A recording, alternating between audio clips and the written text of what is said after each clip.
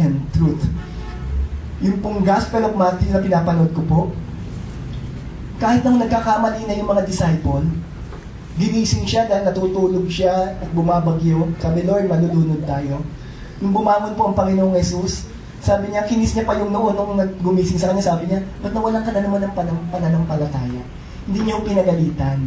Amen? Dahil po ang Diyos natin punong-puno ng biyaya. Kung marami sa inyo na nagkakamali, hindi kayo pagagalitan ng Panginoon. Remember yung story nung isang dinala na babae na nangangalo niya sa Panginoong Jesus, hindi niya pinagalitan yun. Ang pinagalitan niya yung mga nagdala. Sabi niya, sino sa inyo walang kasalanan? Unang bumato. Naalala niyo po yun? Tumenda ng story short again kasi mahaba po yun.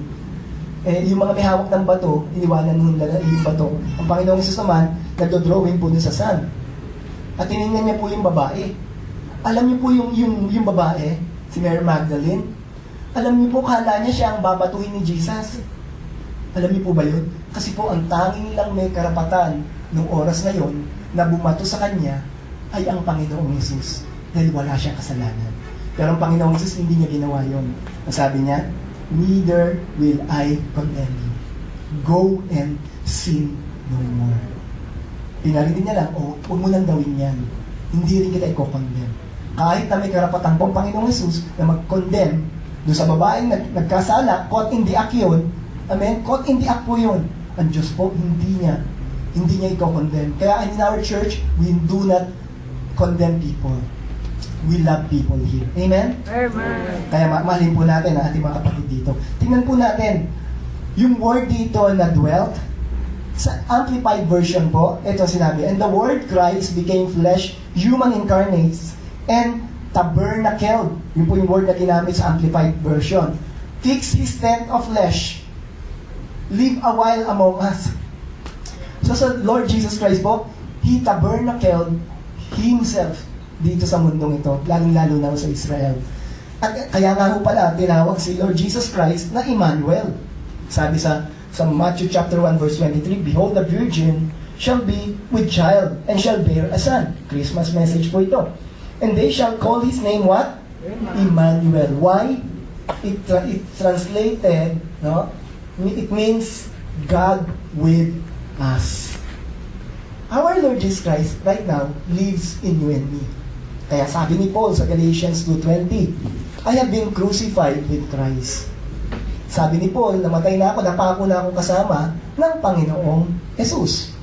And it's no longer I who live, but Christ, ano ba? Christ lives where? In me.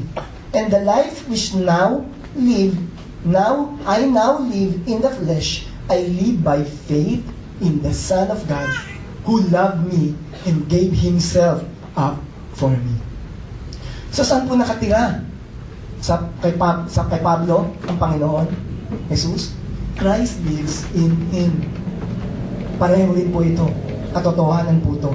Sa iyo, nananahan ang Panginoong Jesus. Galatians 2:20. That's why we will ask the Lord, Lord, I open my heart. I ask you to dwell in me. I ask you to take control of my life. Be my Lord, Savior, and Master. May po sa puso natin, kung may trono dyan, siya ang uupo, aalis ka dun sa trono. Siya na ngayon ang nakatira sa iyo. Hindi ka mawawala ron. Pero, dahil ikaw ay nandun, sa loob din ng circle ng pusong yun, susunod ka ngayon sa Kanya. Sinabi rin ni San Pablo, na ang Kristiyano pala ay templo rin ng Holy Spirit. Sabi natin, Holy Spirit. 1 Corinthians 6:19-20. Or do you not know that your body is a temple of the Holy Spirit, who is where? In you, whom you have from God, and that you are not your own. Kaya nga po, ito'y pareho rin, yung kay Lord Jesus Christ sa Galatians 2:20, na hindi na ako nabubuhay, ang nabubuhay na sa akin ang Panginoong Jesus, I'm crucified with Christ. The life I live by faith in Christ Jesus, sabi po sa Galatians 2:20, ito naman po sabi rito, that you are not your own. The day that you decided na sabi mo, Panginoon, gagawin na kitang Panginoon tagapagligtas. Na ginagawa mo natin yung tuwing linggo sa lugar na ito, na hinahayaan natin makailan ang Panginoon sa buhay natin. Nasabi mo noon, hindi na ako ang mamumuno sa buhay ko. Kaya yung verse 20, tingnan natin. For you have been bought with a, what? Price. Binili ka. Anong pinambili? Yung mahal na dugo ng Panginoong Hesus sa krus ng Kalbaryo. Binayaran niya yon. Therefore, see that word? Glorify God in your body. Let the glory of the Lord dwell upon you. Why? Because you are the temple of the Holy Spirit. And the good thing is, if you have the Holy Spirit in you, you will have His help. Sabi po sa 2 Timothy 1:14, with the help of the Holy Spirit, who what? Who lives within us. Saan po nakatira ang Holy Spirit? Sa atin. And He is always available to help you. Carefully guard what has been entrusted to you. Marami pong pinagagawa sa atin ng Panginoon. May nilagay sa puso natin. I-share natin yung gospel. Binigyan tayo ng magandang testimony. Sabi rito, tutulungan ka ng Holy Spirit na nananahan sa iyo. With His help, you'll be able to be a good salt, light, and perfume sa Panginoon. Amen? Why? Hindi ka lang niya tutulungan. He will also empowers you. But when the Holy Spirit has come upon you, di po ba, lives in you, now come upon you, you will receive what? Power. Let's say that word, power. Doon po nanggaling word na dynamite, na pag hinagis, sumasabog, dunamis. And will tell people about me everywhere. In Jerusalem, throughout Judea, in Samaria, and to the ends of the earth. And that's our role. Amen? So here, we saw na talaga pong tayo pala ay templo ng Holy Spirit. In the Old Testament, meron talagang physical temple, Tabernacle of the Tent, Temple of Solomon, Temple of Herod's Temple. But right now, ang temple ng Panginoon ay ikaw at ako. This place will not become a church kung wala kayo.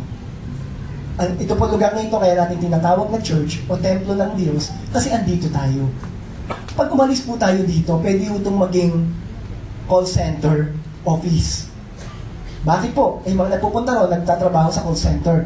Kaya call center office. Since na tayo po'y nandito, mga mananampalataya ng Panginoon, nagiging church po ito. So ang church po, hindi po itong physical na ito. Hindi po ito ang templo. Ang templo ay ikaw at ako. At sa nananahan ng Panginoon, sa iyo at sa akin. Pero nananahan din ang banal na spirito in corporate church sa atin lahat. Yun po yung kayang gawin sa atin. So, what happened when the Lord is here with you? When the Lord dwells upon you, ano pong mga pwedeng mangyari sa atin o mangyayari? Kung si Jehovah Shammah Jesus ay nasa iyo. Unang-una po, makita natin, if Jehovah Shammah Jesus is with you, you are what? Sabi mo, strong. Amen. Right now, kanina ko nakaupo ako doon. Talagang nanginginig po yung tuhod ko dahil kanina lang madaling araw, nilalagnat po ako. Amen? Pero yung strength po ng Panginoon ay binibigyan ako ng kalakasan ngayon. Nakatayo po ako sa inyo ngayon. Although inom na nga lang po, inom ng tubig, na po, inom po ako. Pero yung strength ng Lord, ay andyan po. Kapatid, ganun din. If you need the strength of the Lord, He is always there. Sinabi niya yan kay sa Judges, ano po? Kay Gideon, the angel of the Lord appeared to him and said to him, the Lord is with you. Sinabi niya kay napag-aralan na natin yan.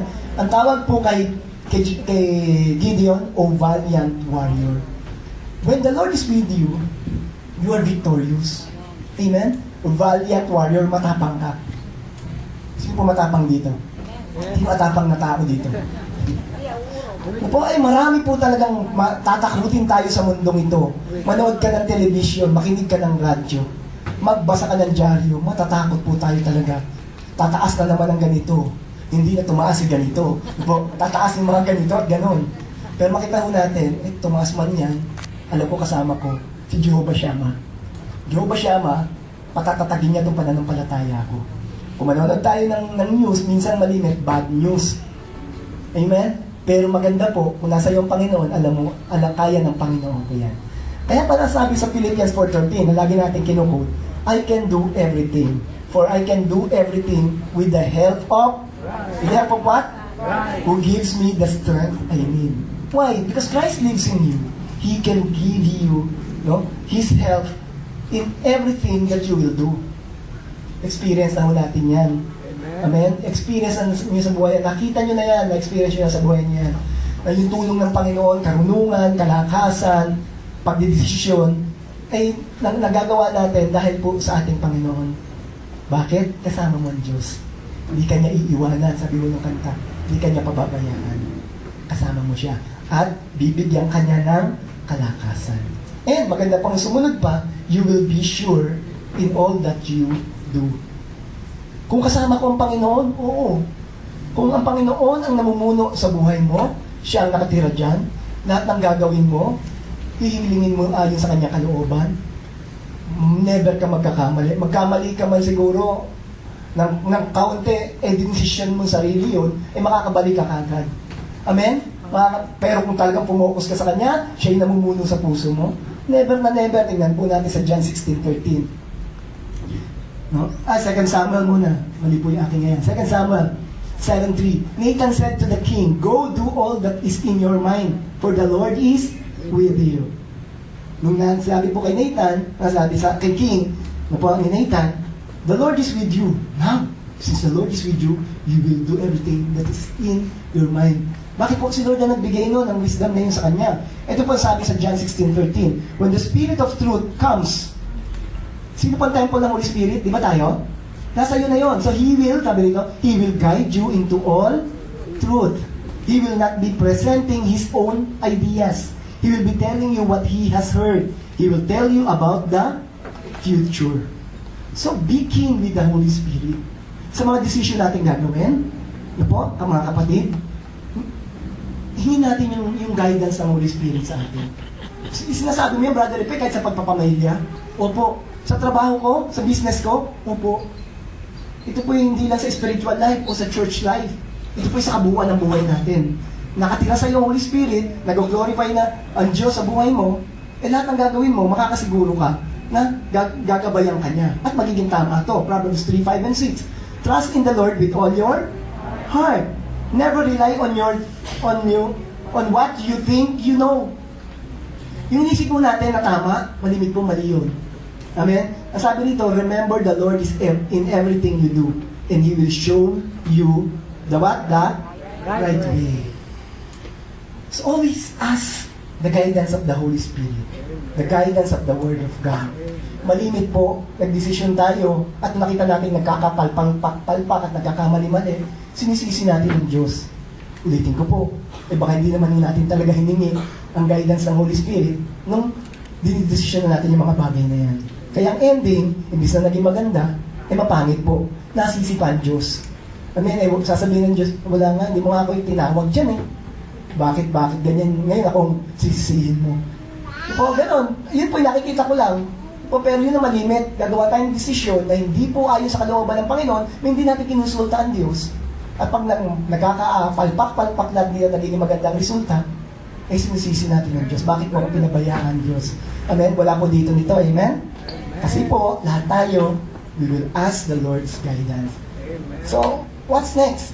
When you pray to Him, His help and answer to your prayers are available. Amen? 2 Chronicles 15:2. He met Asa and told him, "Listen to me, Asa, and all Judah and Benjamin. The Lord is with you. Jehovah Shammah.